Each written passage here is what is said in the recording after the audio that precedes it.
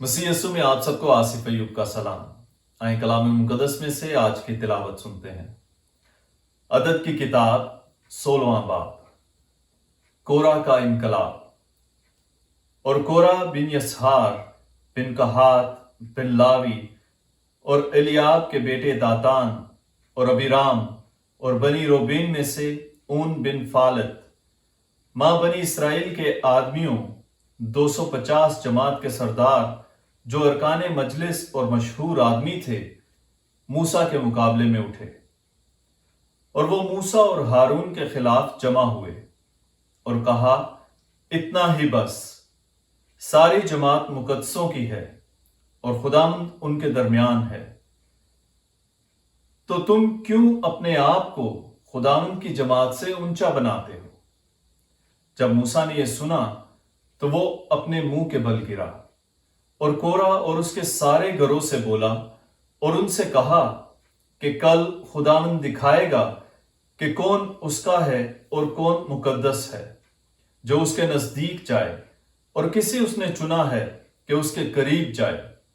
और तुम यूं करो, ए कोरा, तू और तेरा सब घरों, तुम अपने लिए बखूर सोच लो और उनमें आग रखो, और कल खुदावंद के सामने उनमें बखूर डालो। सो जिस आदमी को खुदावंद चुने वही मुकद्दस होगा। ए बनी लावी, इतना ही बस। फिर मूसा ने कोरा से कहा, ए बनी लावी सुनो, क्या तुम्हारे नजदीक ये छोटी बात है कि इसराइल के खुदा ने तुम्हें इसराइल की जमात में से अलग किया और अपने नजदीक आने दिया, ताकि तुम खुदावंद के मस्कन के खादिम हो और जमात के सामने खड़े होकर उनकी खिदमत करो। और क्या उसने तुझे और तेरे साथ तेरे सारे भाइयों बनी लावी को नजदीक आने दिया ताकि तुम कहानत भी मांगो? और क्या इसी बात के लिए तू और तेरी जमात खुदावंद के खिलाफ जमा नहीं हुई? क्योंकि हारून कौन है जो तुम उसके खिलाफ कुड़कुड़ाते हो? और मूसा ने आदमी भेजकर एलियाब के बेटों दातान और अबीराम को बुलाया। वो बोले, हम नहीं आते। क्या ये छोटी बात है कि तू हमें उस मुल्क में जिसमें दूध और शहद बहता था निकाल लाया, ताकि बियाबान में हमें हलाक करे? यहां तक कि तू हम पर बड़ी हुकूमत भी करे, और बाद उसके कि तूने हमें उस मुल्क में दाखिल ना किया जहां दूध और शहद बहता है, और ना तूने खेत और ताकिस्तान हमारी मिरास कर दिए। क्या तू इस कौम की आंखें निकाल डालेगा? हम नहीं आते। तो मूसा इससे बहुत खफा हुआ और खुदावंद से कहा कि उनके हदिये की तरफ तवज्जो ना कर। मैंने उनमें से किसी से एक गधा भी नहीं लिया और ना उनमें से किसी के साथ बदी की। फिर मूसा ने कोरा से कहा कि तू और तेरी जमात कल खुदावंद के सामने हाजिर हो, तू और वो एक तरफ और हारून दूसरी तरफ, और हर एक अपना बखूर सोच ले और उसमें बखूर डाले, और खुदावंद के सामने सब अपने बखूर सोच लाएं, 250 बखूर सोच, और तू भी और हारून भी अपना अपना बखूर सोच लाओ। तब सब ने अपने अपने बखूर सोच लिए और उनमें आग रखी और बखूर डाला, और मूसा और हारून के साथ हजूरी के खैमा के दरवाजा पर खड़े हुए। तब खुदावंद का जलाल सारी जमात पर जाहिर हुआ। और खुदावंद ने मूसा और हारून से कलाम करके फरमाया कि तुम इस गिरोह के दरमियान से अलग हो जाओ, ताकि मैं उन्हें एक पल में फना करूं। वो दोनों अपने मुंह के बल गिरे और कहा, ऐ खुदा, ऐ तमाम बनी नौ इंसान की रूहों के खुदा, गुनाह एक आदमी करे और क्या तू सारी जमात से गुस्से होगा?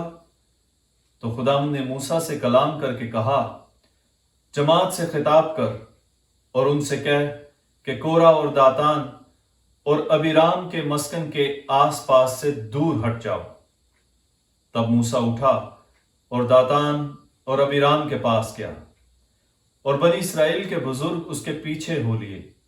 تب اس نے جماعت سے خطاب کر کے کہا کہ ان باغی آدمیوں کے خیموں سے دور ہٹ جاؤ اور ان کے کسی چیز کو مت چھوؤ، تاکہ ان کے تمام گناہوں میں تم بھی پھنس نہ جاؤ۔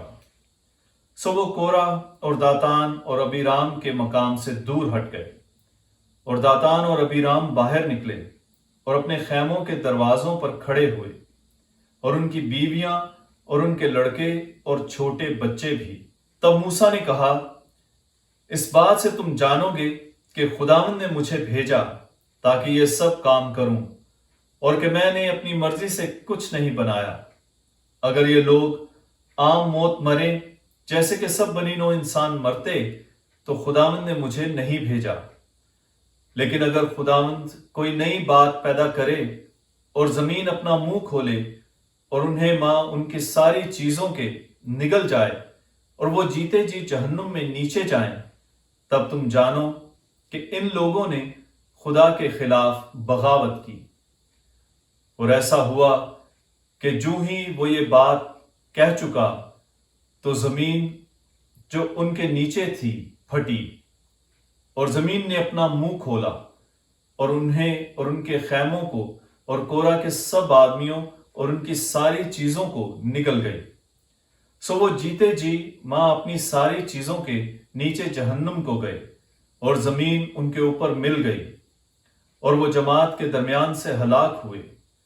اور سب بنی اسرائیل جو ان کے آس پاس تھے ان کا چلانا سن کر بھاگے، کیونکہ انہوں نے کہا، ایسا نہ ہو کہ زمین ہمیں بھی نگل جائے۔ اور خداوند کے حضور سے آگ نکلی اور ان 250 آدمیوں کو جو بخور گزران رہے تھے کھا گئی۔ اور خداوند نے موسیٰ سے کلام کر کے فرمایا کہ ہارون کاہن کے بیٹے الیعازر کو حکم دے کہ بخور سوزوں کو شعلوں میں سے اٹھائے، کیونکہ وہ پاک ہو گئے، اور آگ وہیں بکھیر دے۔ اور جنہوں نے اپنی جانوں کے خلاف خطا کی ان آدمیوں کے بخور سوزوں کو پیٹ پیٹ کر باریک پتر بنائے جائیں، تاکہ ان سے مذبح ڈھانکا جائے، کیونکہ ان میں خداوند کے سامنے بخور گزرانا گیا، اور وہ پاک ہو گئے۔ وہ بنی اسرائیل کے لیے ایک نشان ہوں گے۔ تب الیعازر کاہن نے ان پیتل کے بخور سوزوں کو جن میں انہوں نے جو جل گئے بخور گزرانا تھا لیا، اور مذبح کے ڈھانپنے کو ان کے پتر گھڑوائے کہ بنی اسرائیل کے لیے یادگار ہوں۔